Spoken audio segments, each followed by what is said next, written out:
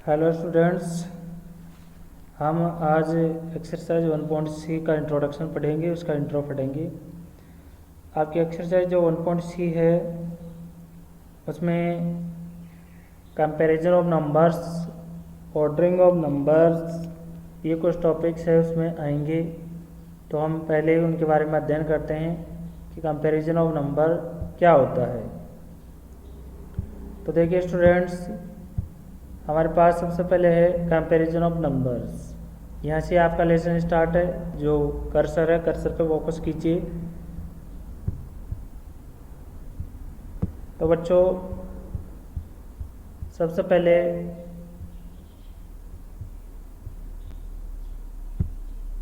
देखिए, मैं आपको अंडरलाइन करके बता देता हूँ।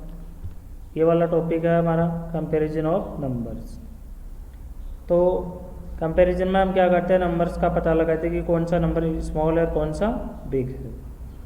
देखिए, इसमें एक नंबर यहाँ लिखा हुआ है, कंपैरिजन इसका किया गया है 7543 है एंड 216 है। अब इन दोनों में हम कंपैरिजन करेंगे कि इनमें कौन सा बिग है, कौन सा स्मॉल है। तो 7543 बिग है और 216 क्या है, स्मॉल है।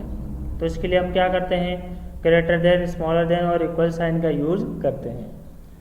3 साइंस आप सभी को पता है, एक ये साइन होता है, एक ये साइन होता है और एक क्या होता है, ये साइन होता है, ग्रेटर देन, स्मॉलर देन और इक्वल। तो बच्चों, जो ये ग्रेटर देन और जो स्मॉल साइन होते हैं, इनमें क्या होता है, ओपन साइड जो होती है वो हमेशा किस तरफ होती है, बिग डिजिट की होती है, बड़ी संख्या की तरफ होती है। खुली साइड जो होती है ना, ओपन साइड, वो हमेशा किस तरफ होती है, बड़ी संख्या की तरफ होती है। और जो क्लोज साइड होती है, बंद मुंह, वो होता है छोटी संख्या की तरफ। हमेशा ये आपको ध्यान रखना है। तो देखिए, यहाँ पे 4 बड़ा है और 3 छोटा है। तो जो ओपन साइड है वो किसकी तरफ आ रही है, 4 की तरफ, और क्लोज साइड किसकी तरफ आ रही है, 3 की तरफ आ रही है। ओके बच्चों, आपको यही फोकस करना है कि कौन सी बड़ी संख्या है, कौन सी छोटी संख्या है, उसके आधार पे हम ग्रेटर देन, स्मॉलर देन और इक्वल का यूज करेंगे। अब देखिए, यहाँ पे 3528 है, यहाँ पे 7437 है। तो यहाँ पे 3000 की जो 3000 है वो क्या है, स्मॉल है, और 7000 क्या है, बिग है। तो देखिए, 3000 की तरफ क्या है, क्लोज मुंह आ रहा है इसका, और जो 7000 बिग डिजिट है तो इसकी तरफ क्या आ रहा है, ओपन साइड आ रही है। तो हमें यही फोकस करना है कि जो ओपन साइड है वो हमेशा किस तरफ रखनी है, बड़ी संख्या की तरफ रखनी है, और जो बंद साइड है वो हमेशा किस तरफ रखनी है, छोटी संख्या की तरफ रखनी है। अब देखिए, मैं आपको और समझा देता हूँ, ओपन साइड कौन सी है इसमें, ये ओपन साइड है, ये वाली। ठीक है बच्चों, इसको ओपन साइड बोलते हैं और इसको क्लोज साइड बोलते हैं। तो ओपन साइड हमेशा किस तरफ रखनी है, हमें बड़ी संख्या की तरफ रखनी है, और क्लोज साइड छोटी संख्या की तरफ रखनी है। इस आधार पे हम क्या करेंगे, कंपैरिजन करेंगे।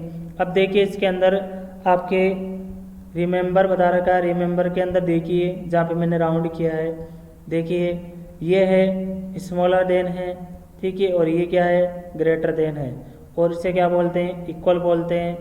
ठीक है बच्चों, तो ओपन स्मॉलर देन और ग्रेटर देन और इक्वल जो साइन है, इनका यूज हम करेंगे, और इनके यूज के आधार पे हम कंपैरिजन करेंगे नंबरों के बीच में कि कौन सा नंबर बड़ा है और कौन सा नंबर छोटा है।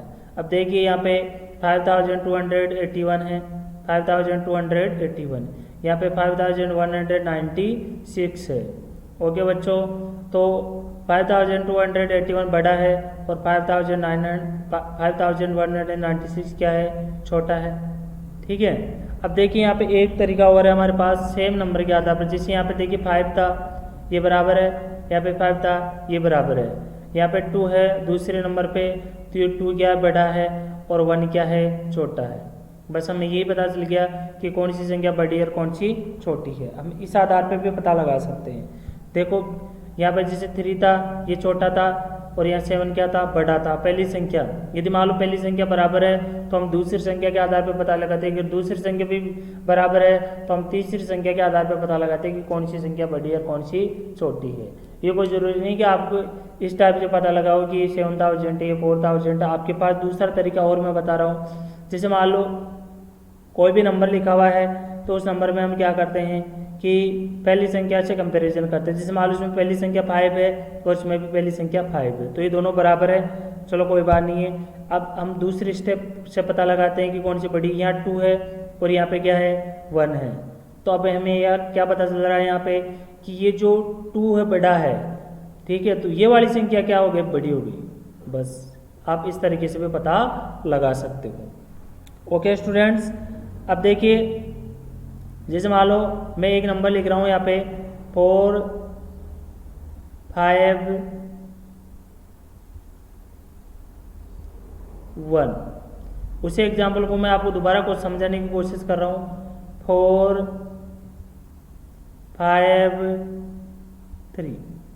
अब देखिए इसमें देखिए पहली संख्या 4 है, इसमें भी पहली संख्या 4 है, बराबर हो गए।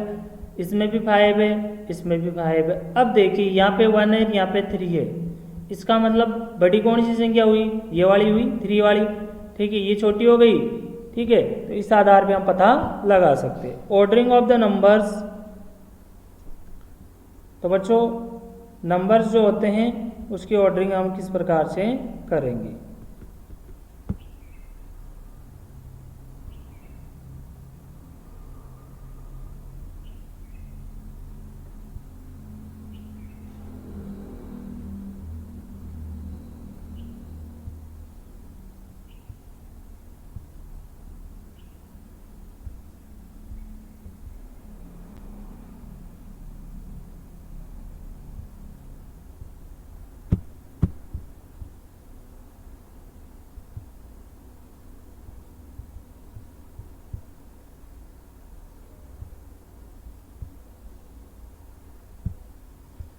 देखिए हमारा टॉपिक है ऑर्डरिंग ऑफ नंबर्स। तो बच्चों ऑर्डरिंग में क्या करते हैं हम, हमारे पास दो ऑर्डर होते हैं, एक तो होता है असेंडिंग ऑर्डर और दूसरा होता है डिसेंडिंग ऑर्डर। तो असेंडिंग ऑर्डर जैसा कि आप सभी को पता है कि बढ़ता हुआ क्रम होता है। इसमें क्या होता है कि हम छोटी संख्या को पहले लेते हैं, फिर बड़ी को लेते हैं, फिर उससे बड़ी, फिर उससे बड़ी, मतलब कि पहले सबसे पहले चूज करेंगे असेंडिंग ऑर्डर में जो सबसे स्मॉल डिजिट होगी ना उसको, और उसके बाद फिर उससे बड़ी, फिर उससे बड़ी, फिर उससे बड़ी, फिर उससे बड़ी। ये तो हो गया असेंडिंग ऑर्डर। और डिसेंडिंग ऑर्डर में हम क्या करते हैं बच्चों, सबसे पहले सबसे बड़ी संख्या को चूज करते हैं, फिर उससे छोटी, फिर उससे छोटी, फिर उससे छोटी, यानी बड़े से छोटे की ओर आते हैं डिसेंडिंग ऑर्डर में। और असेंडिंग ऑर्डर में क्या करते हैं, छोटे से बड़ी की ओर जाते हैं। जैसे मान लो हम 0 से 10 तक काउंट बोले तो 0 से 10 तक क्या हो गया, असेंडिंग ऑर्डर हो गया। और 10 से 0 तक बोले तो वो क्या हो गया, डिसेंडिंग ऑर्डर हो गया। बस आपको इसमें ये करना होता है असेंडिंग ऑर्डर में कि स्मॉलेस्ट टू ग्रेटेस्ट की ओर जाना है, यानी कि छोटी से बड़ी की ओर जाना है। और डिसेंडिंग ऑर्डर में ग्रेटेस्ट टू स्मॉलेस्ट जाना है, यानी कि बड़ी से छोटी की ओर आना है। तो बच्चों ये असेंडिंग ऑर्डर और डिसेंडिंग ऑर्डर आप सभी के क्लियर है और पहले भी आपको आता होगा। अब देखो फॉर्मेशन ऑफ नंबर्स, मतलब नंबर्स का निर्माण हम कैसे करते हैं। तो बच्चों फॉर्मेशन में क्या होता है कि हमें जैसे मान लो कोई भी संख्या का यूज करके ग्रेटेस्ट नंबर बनाते हैं, तो ग्रेटेस्ट नंबर में हम क्या करते हैं, हमेशा डिसेंडिंग ऑर्डर में अरेंज करते हैं। अगर मान लो कोई भी संख्या आपको दे रही है, जैसे मान लो 4 अंकों की आपको संख्या दे दी गई और आपसे बोल दिया जाए कि आप सबसे बड़ा नंबर बनाओ, तो उसके लिए हम क्या करते हैं, यहाँ पर डिसेंडिंग ऑर्डर का यूज करते हैं। जैसे मान लो अपने पास है 6 4 3 2, तो यहाँ पे ये नंबर बनाया गया इन संख्याओं से। देखिए 6, ये यहाँ पे लिखा हुआ, कर्सर की तरफ फोकस कीजिए, 6 3 2 4 लिखा हुआ था।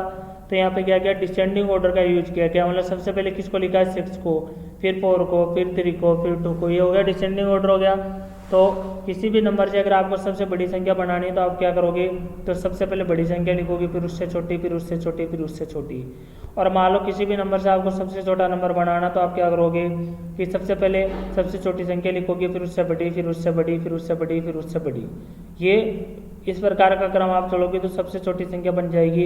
और अगर आपको सबसे बड़ी संख्या बनानी है तो आप क्या करोगे, सबसे पहले सबसे बड़ी संख्या लिखोगे, जैसे यहाँ हमने 6 लिखा, फिर 4 लिखा, फिर 3 लिखा, फिर 2 लिखा।